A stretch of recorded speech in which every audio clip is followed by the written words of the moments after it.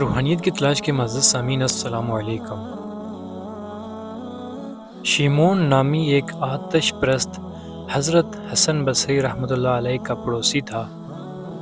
جب اس کے انتقال کا وقت قریب آیا تو آپ رحمۃ اللہ علیہ نے اس کے پاس تشریف لے گئے۔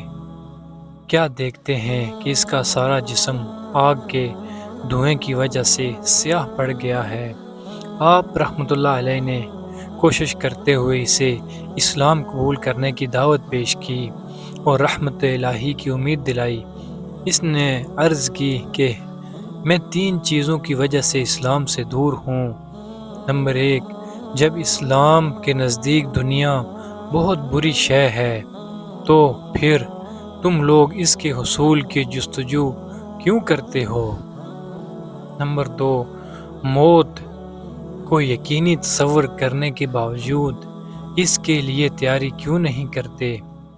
نمبر 3، تمہارے کہنے کے مطابق دیدار الہی بہت بڑی نعمت ہے تو پھر تم دنیا میں اس کی مرضی کے خلاف کیوں کرتے ہو؟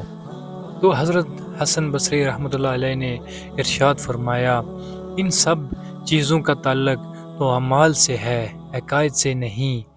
تم یہ تو غور کرو کہ آتش پرستی میں وقت ضائع کر کے تمہیں کیا حاصل ہوا؟ مومن ہوا جیسا بھی ہو، کم از کم اللہ پاک کی وحدانیت یعنی اللہ کو ایک ہونے کو تسلیم کرتا ہے۔ دیکھو تم نے 70 سال تک اس آگ کی پوجا کی ہے، اس کے باوجود ہم دونوں اگر اس آگ میں کودیں گے تو یہ ہم دونوں کو یکساں برابر جلائے گی۔ یقیناً تمہارا اس کو عبادت کرنا تمہیں نہیں بچا پائے گا۔ ہاں، میرے مالک و مولا میں ضرور یہ طاقت ہے کہ اگر وہ چاہے تو یہ آگ مجھے ذرہ برابر بھی نقصان نہیں پہنچا سکے گی۔ یہ فرما کر آپ رحمۃ اللہ علیہ نے اپنے ہاتھ میں آگ اٹھا لی، لیکن اس نے آپ رحمۃ اللہ علیہ کو نقصان نہ پہنچایا۔ یہ دیکھ کر شیمون بڑا متاثر ہوا مگر اداس ہو کر کہنے لگا، میں 70 سال تک آگ کی پرستش کرتا رہا، اس کی آتش پرستی میں مبتلا رہا، اب آخری وقت میں کیا مسلمان ہوں گا؟ آپ رحمۃ اللہ علیہ نے اس پر کوشش جاری رکھی اور آخر اس نے عرض کی کہ میں اس شرط پر مسلمان ہو سکتا ہوں کہ آپ رحمۃ اللہ علیہ مجھے یہ عہد نامہ لکھ کر دیں کہ میرے مسلمان ہو جانے کے بعد اللہ پاک میرے تمام گناہوں کو بخش دے گا۔ آپ رحمۃ اللہ علیہ نے اسے مضمون کا عہد نامہ لکھ کر اسے حوالے کر دیا، لیکن اس نے کہا اس پر عدل لوگوں کو گواہی بھی درج کروائیے۔ آپ رحمۃ اللہ علیہ نے اس کا یہ مطالبہ بھی پورا کر دیا۔ اس کے بعد وہ مسلمان ہو گیا اور وصیت کی کہ میرے مرنے کے بعد مجھے آپ رحمۃ اللہ علیہ خود غسل دے کر یہ عہد نامہ میرے ہاتھ میں تھما دیجیے گا تاکہ میدان محشر میرے مومن ہونے کا ثبوت ہو سکے۔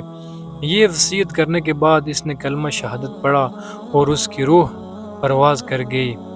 آپ رحمۃ اللہ علیہ نے اس کی وصیت پوری فرمائی، اس کی تدفین کروائی اور یہ عہد نامہ اس کے کفن میں رکھ کر اسے دفن کر دیا۔ پھر جب آپ واپس لوٹے تو اس شب کو آپ نے خواب میں دیکھا کہ وہی شخص بہت قیمتی لباس اور نقش و نگار سے مزین تاج پہنے جنت کی سیر میں مصروف ہے۔ آپ رحمۃ اللہ علیہ نے پوچھا، تجھ پر کیا گزری؟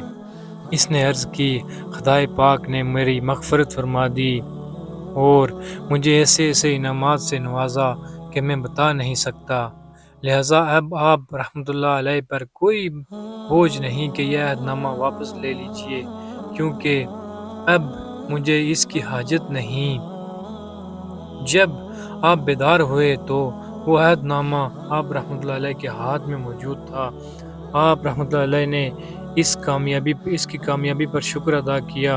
اللہ پاک ہم سب مسلمانوں پر اپنا فضل و کرم کرے اور ہم سب مسلمانوں کو جہنم کی آگ سے بچنے کی توفیق عطا فرمائے اور ہم سب مسلمانوں کو اپنے ایمان کی فکر کرنے کی توفیق عطا فرمائے۔ آمین یا رب العالمین۔